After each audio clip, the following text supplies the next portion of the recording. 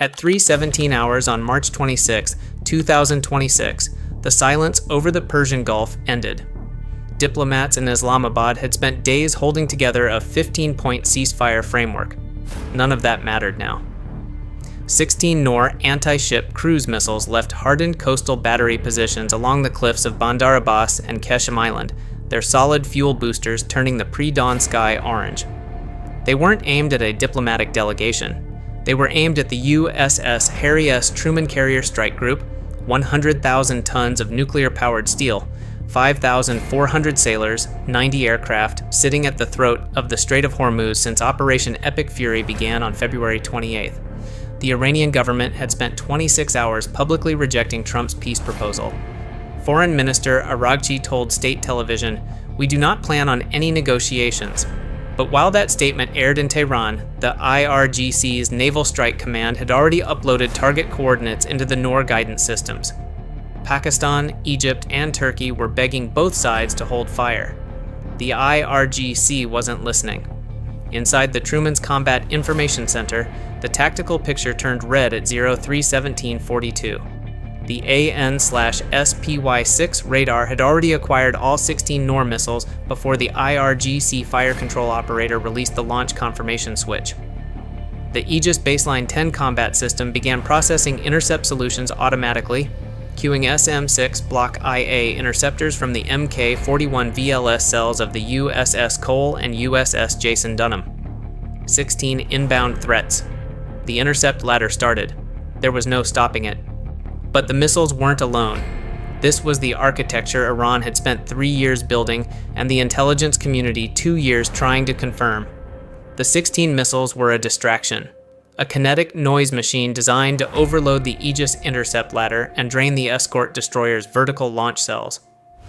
At the same moment, the SM-6 intercept sequence started. 3 Iranian Fateh-class coastal submarines, diesel-electric boats hiding in a convergent zone along a thermocline boundary running 320 meters deep through the strait, opened their 533mm torpedo tube hatches simultaneously. Each Fateh carried 4 UT-54 wake-homing torpedoes, 12 torpedoes aimed at the acoustic signature of a 100,000-ton carrier. Iran had rehearsed this geometry for 18 months. At the same time, 340 Shahed 238 jet-powered drones launched from concealed mobile platforms along the Hormuz coastline. Their Mach 0.9 approach profiles were identical to the Noor missiles, deliberately designed to saturate the Aegis radar's track capacity and force fire control allocation errors. The trap was built to be airtight. What would you do if you were fleet commander at 0318? 16 sea-skimming missiles inbound, 12 torpedoes running hot in deep water, 340 drones across the radar screen.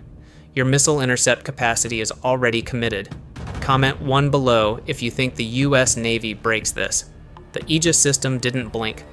Through Link 16 and the Naval Integrated Fire Control Counter-Air Network, the full tactical picture reached every platform within 400 nautical miles in 0.3 seconds.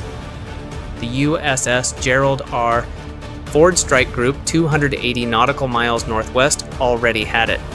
2 squadrons of F/A-18F Super Hornets were airborne on combat air patrol because signals intelligence had picked up unusual IRGC activation patterns over the preceding 72 hours.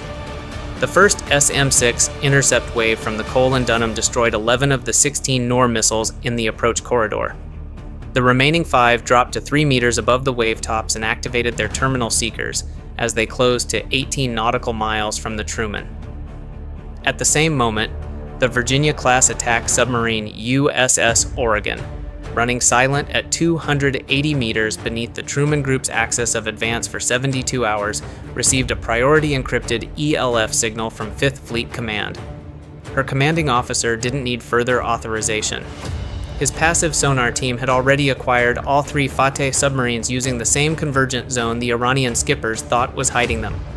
The Oregon fired 3 AD-Cap Mark 48 Mod 7 torpedoes, 1 per Fateh, each programmed to detonate 30 meters below the target keel. Non-lethal hydraulic shock. The goal wasn't to kill the Iranian crews. It was to collapse their propulsion, implode their sonar domes, and slammed the torpedo tube hatches shut before a single UT-54 could track the Truman's acoustic signature. The most critical battle was invisible. It happened at the speed of electrons.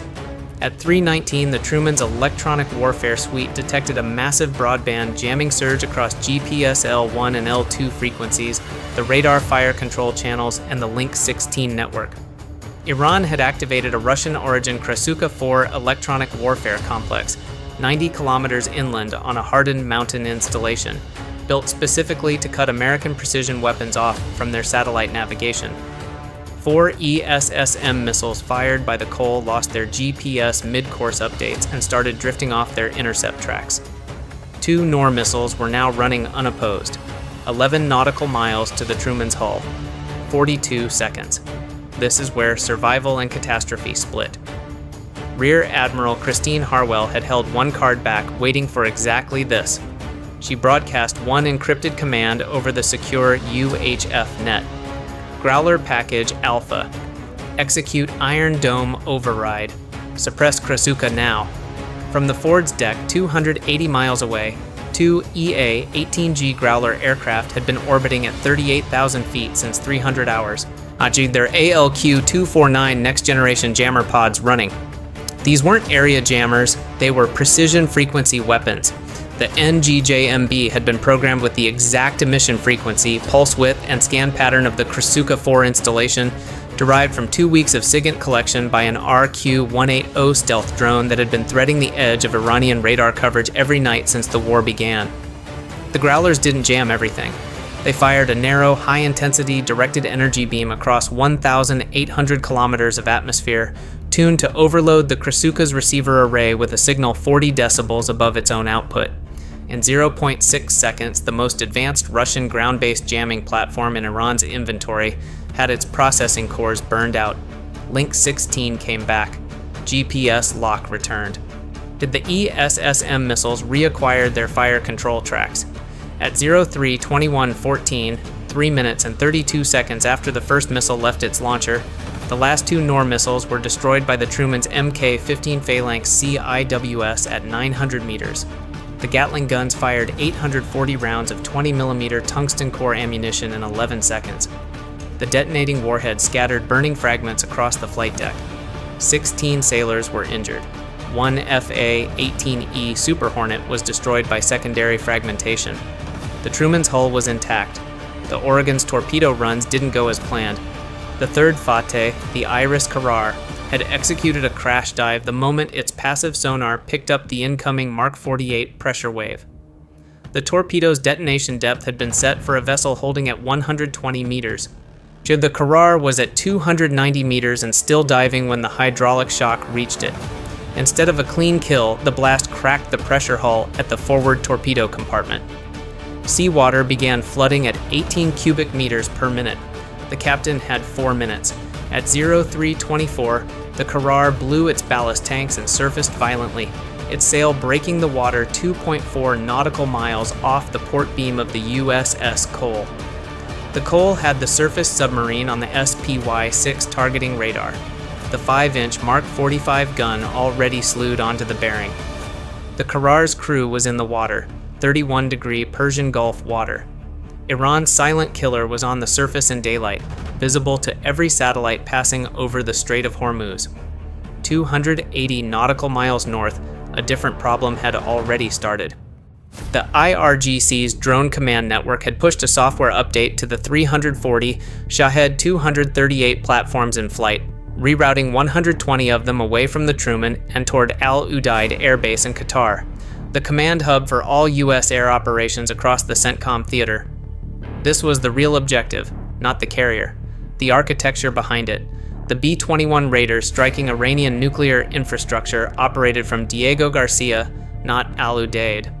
But the ISR satellite network linking those strike packages to their target coordinates ran through Al Udeid's communication towers. If 120 Shaheds hit those towers, every ongoing precision strike mission across Iran would lose its data link mid-flight. The IRGC had studied that dependency for 2 years. What they didn't know was that the U.S. Space Force's space-based kill assessment system had tracked the trajectory shift of those 120 drones within 47 seconds of their course change and flagged the Patriot PAC-3 MSE batteries around Al Udeid immediately. The engagement sequence began at 0327. The AN/MPQ-65 radar designated all 120 inbounds and started a prioritized firing sequence, fastest threats first. The PAC-3 MSE interceptors, running at Mach 4.1, began breaking up the swarm 65 kilometers outside Al Udeid's perimeter.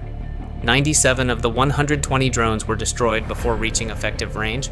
23 penetrated the outer intercept ring and were engaged by the short-range C-RAM phalanx batteries at the base perimeter. 7 reached the base. 3 communications antenna arrays were destroyed. 1 fuel depot burned for 6 hours. 6 American airmen were wounded. Al Udeid's command infrastructure, built with triple redundant fiber optic backups, was back online within 19 minutes. Iran's coordinated multi-domain assault had failed on every axis in under 24 minutes. The planners in Tehran had calculated a catastrophe for the U.S. Navy. They had produced a catastrophe for themselves.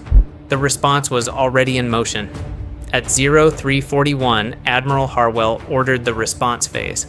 2 squadrons of F-35C Block 4 fighters launched from the Gerald R. Ford carrying LRASM anti-ship missiles and GBU-53/B Stormbreaker glide bombs.